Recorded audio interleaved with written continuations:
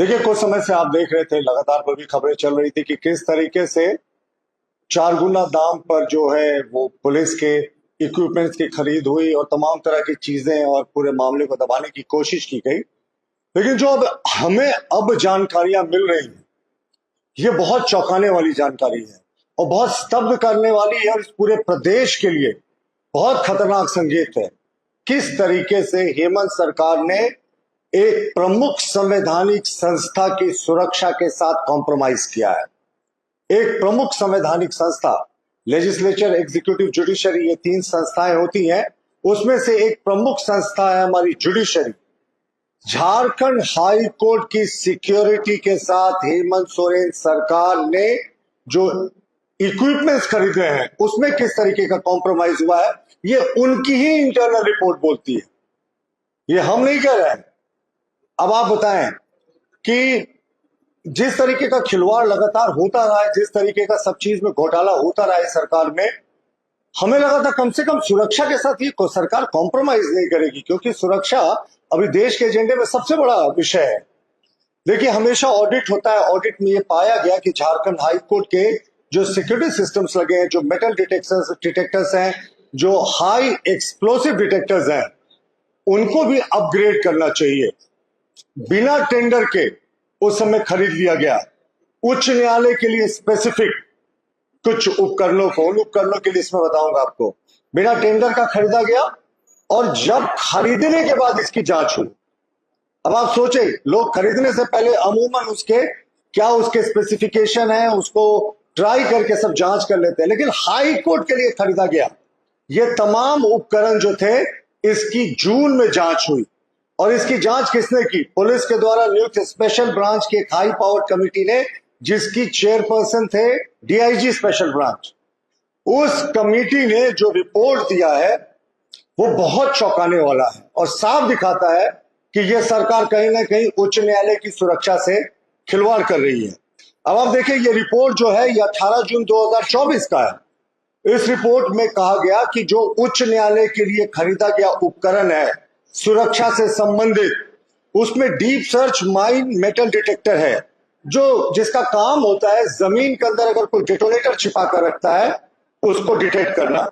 उसके बारे में लिखा गया कि ये फॉल्स डिटेक्ट कर रहा था और ये आईडी बॉम्ब को डिटेक्ट करने में असक्षम है।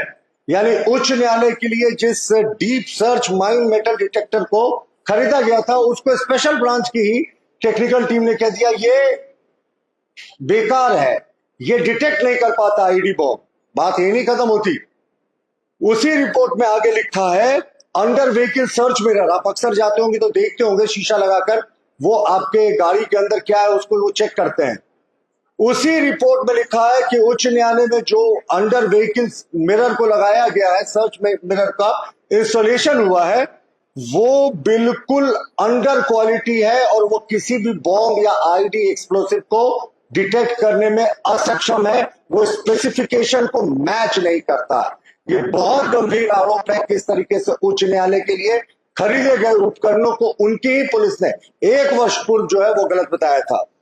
इसके अतिरिक्त आप देखें कि एक्सप्लोसिव वेपर डिटेक्टर होता है, वो भी उच्च न्यायालय के लिए खरीदा गया था।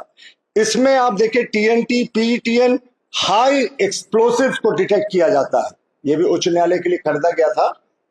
इसके भी रिपोर्ट में पाया गया कि ये जो उपकरण है कुछ भी डिटेक्ट नहीं कर पा रहा है।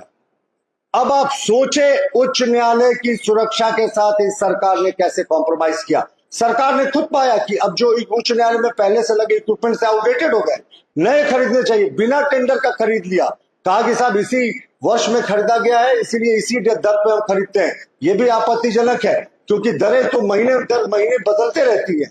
लेकिन उसके बाद जब ये टेस्ट हुआ, स्पेशल ब्रांच की टीम ने टेस्ट किया, तो जून 18, 2024 के लिखे पत्र में ही ये स्पष्ट हो गया कि ये सब फेल कर चुका है। तो ये सरकार कहीं ना कहीं हाई कोर्ट की सिक्योरिटी के साथ कॉम्प्रोमाइज करे। देखिए, अभी 2 ही स्थिति हो सकती, या तो उसी पुराने आउटडेटेड इक्विपमेंट से ये हाई कोर्ट का काम चला रहे हैं, या इन्होंने जो नया खरीदा था जिसको रिजेक्ट कर दिया था उसको लगा दिया। दोनों केसेस में उच्च न्यायालय के माननीय मुख्य न्यायाधीश, माननीय न्यायाधीशगण, माननीय विद्वान अधिवक्तागण और जो आम लोग वहां जाते हैं, सबकी सुरक्षा पर एक बड़ा प्रश्न चिन्ह लग गया। हम सरकार से मांग करते हैं कि अविलंब हमारे प्रेस कॉन्फ्रेंस का खत्म होने का इंतजार नहीं करे, कल अखबार में छपने का इंतजार नहीं करे। उच्च न्यायालय की सुरक्षा सर्वोच्च प्राथमिकता है। उच्च न्यायालय की सुरक्षा को दुरुस्त करें। अगर आपके पास उस क्वालिटी के डिटेक्टर्स नहीं है तो तुरंत होम मिनिस्ट्री से शिकायत मांगे, आप रेनफोर्समेंट, या आपके पास अगर बेहतर इक्विपमेंट है तो उसको इंस्टॉल करें, क्योंकि ये तो सार्वजनिक हो चुकी। साहब, आपने क्यों 1 वर्ष तक इस कमेटी की रिपोर्ट को दबा कर रखा?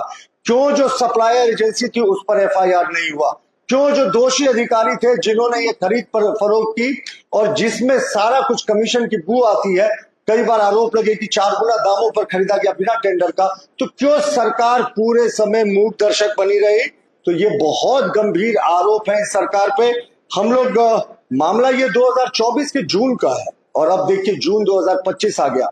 जून 2024 में कमेटी ने इस बात को स्पष्ट कर दिया था कि ये जो उच्च न्यायालय के लिए खरीद हुई है, ये 3 बड़े चीजों की, deep search mine metal detector under standard जिसको पाया गया था, और जिसके अतिरिक्त आप देखेंगे अंडर व्हीकल सर्च मिरर और एक्सप्लोसिव वेपर डिटेक्टर, ये तीनों को अंडर स्टैंडर्ड माना गया था और कहा गया था ये कुछ डिटेक्ट नहीं कर पा रहा।